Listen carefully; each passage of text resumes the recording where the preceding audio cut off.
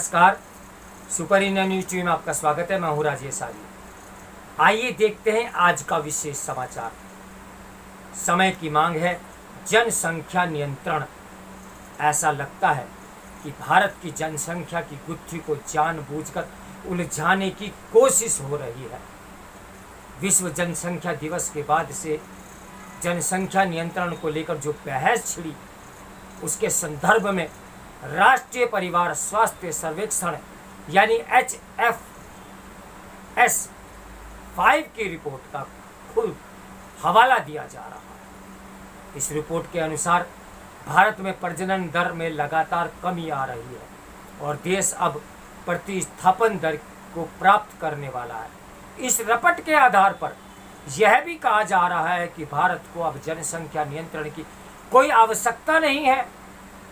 इस मामले में सबसे पहले तो यह समझना होगा कि देश में जनसंख्या के सबसे प्रामाणिक आंकड़े 2000 की जनगणना के हैं।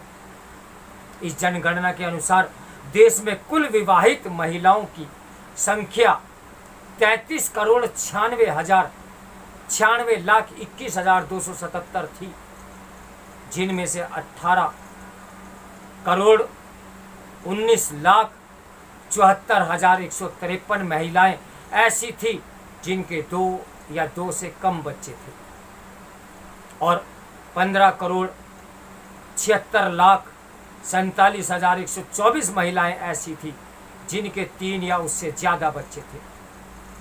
क्या इसके आधार पर यह कहा जा सकता है कि भारत प्रतिस्पर्धाधन पर को प्राप्त करने वाला है?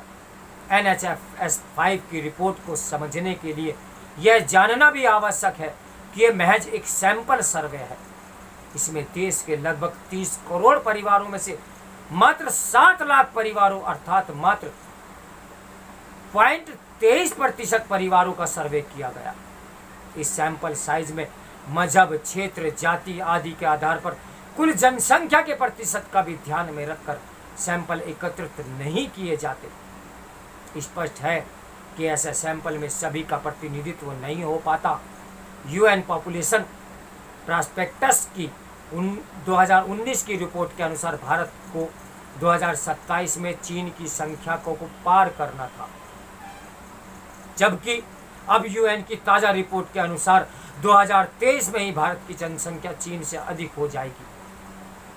एक और तो यह कहा जा रहा है कि भारत की प्रजनन दर प्रतिस्थापन दर को प्राप्त करने वाली है, वहीं दूसरी ओर 2027 के स्थान पर 4 वर्ष पहले यानी 2027 में ही जनसंख्या के मामले में भारत का चीन को पीछे छोड़ना क्या तेजी से जनसंख्या बढ़ने की ओर इशारा नहीं करता?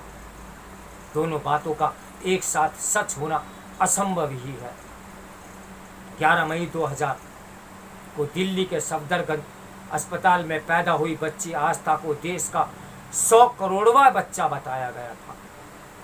2001 में हुई जनगणना में भारत की जनसंख्या लगभग 102 करोड़ बताई गई और वर्तमान में UN के आंकड़ों के अनुसार भारत की जनसंख्या 142 करोड़ बताई जा रही है। यही 2021 में होने वाली जनगणना को कोविड-19 के कारण विलंब से प्रारंभ किया गया है। इसकी रिपोर्ट आने के बाद स्थिति और साफ हो जाएगी कि भारत की वास्तविक जनसंख्या कितनी है। फिर भी यदि हम वर्तमान में उपलब्ध सरकारी आंकड़ों को देखें तो पता चलता है कि 2000 से 2021 तक भारत की कुल जनसंख्या में लगभग 42 करोड़ की वृद्धि हुई है, यानी गत 21 वर्षों में लगभग 2 करोड़ प्रति वर्ष की वृद्धि। यदि हम भारत की जन्म दर और मृत्यु दर देखें तो पता चलता है कि देश में प्रतिवर्ष लगभग 2.5 करोड़ बच्चों का जन्म होता है और लगभग 1 करोड़ लोगों की मृत्यु होती है। इस हिसाब से देश में प्रतिवर्ष लगभग 1.5 करोड़ की जनसंख्या वृद्धि होनी चाहिए, जबकि गत 21 वर्षों में लगभग 2 करोड़ प्रति वर्ष की वृद्धि दर्ज हुई है। स्पष्ट है कि भारत की जनसंख्या की गुत्थी को जानबूझकर उलझाया जा रहा है ताकि भारत अपनी जनसंख्या को नियंत्रित करने का प्रयास न करे।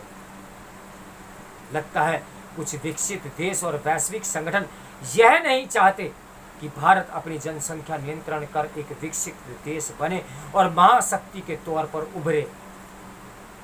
जैसा कि चीन ने सफलतापूर्वक कर दिखाया है। भ्रांति फैलाने के लिए यह भी कहा जाता है कि चीन की एक बच्चे वाली नीति नाकाम हो गई है, जबकि चीन इस नीति को 35 वर्षों के लिए 40 करोड़ नए बच्चों को जन्म देने को नियंत्रित करने का लक्ष्य को प्राप्त करने के लिए को लेकर आया हुआ था, लेकिन उसने ये लक्ष्य 38 वर्षों में प्राप्त किया। अपनी प्रतिस्थापन दर को बनाए रखने के उद्देश्य से उसने अब कहीं पर 2 और कहीं 3 बच्चों को जन्म की अनुमति दी है। इस पर कहा जाता है कि बूढ़ों की संख्या अधिक होने के कारण चीन ऐसा कर रहा है। यदि यह सही है तो किसी देश को युवा देश रहने के लिए अपनी जनसंख्या को लगातार बढ़ाते रहना होगा। फिर भारत की जनसंख्या नियंत्रण की दिशा में प्रयास करने की आवश्यकता ही नहीं होनी चाहिए और परिवार नियोजन पर भारतीय करदाताओं के धन को खर्च करना तुरंत बंद कर देना चाहिए, क्योंकि 1974 से आज तक करदाताओं का लगभग 3 लाख करोड़ रुपया परिवार नियोजन कार्यक्रम पर भारत सरकार खर्च कर चुकी है। विश्व के कुछ विशेषज्ञों के विचारों को भी इस उद्देश्य से समझना चाहिए कि जनसंख्या मानव सभ्यता को किस दिशा में लेकर जाने वाली है। 1968 में फॉरेन पॉलिसी एसोसिएशन ने अपनी 15वीं वर्षगांठ के अवसर पर विश्व के तमाम वैज्ञानिकों को अगले 50 वर्षों में विश्व की तस्वीर कैसी होगी इस विषय पर 3 दिवसीय कार्यक्रम में आमंत्रित किया था। इस कार्यक्रम में दिए गए सुझावों को एक पुस्तक टू वर्ल्ड द ईयर 2018 में लिपिबद्ध किया गया। यदि आज हम उसे पढ़ें तो पाएंगे कि उन वैज्ञानिकों की सलाह ने मानकर आज हम अधिक जनसंख्या के कारण स्वच्छ पर्यावरण के लिए भी तरस रहे हैं।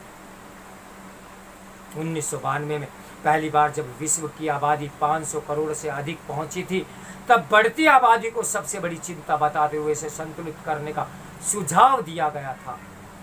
2017 में सिंगापुर में Times Higher Education group of आयोजित कार्यक्रम में 50 नोबेल पुरस्कार विजेता वैज्ञानिकों ने अधिक जनसंख्या को सबसे बड़ा खतरा बताया। इन वैज्ञानिकों और विशेषज्ञों के कथन पर प्रश्न नहीं खड़े किए जा सकते, यही कहना चाहता हूँ। तो मेरे साथ बने रहिए सुपर इंडिया न्यूज़ टीवी की ब्रेकिंग न्यूज़ के लिए। नमस्कार, मैं हूँ राजेश आर्य।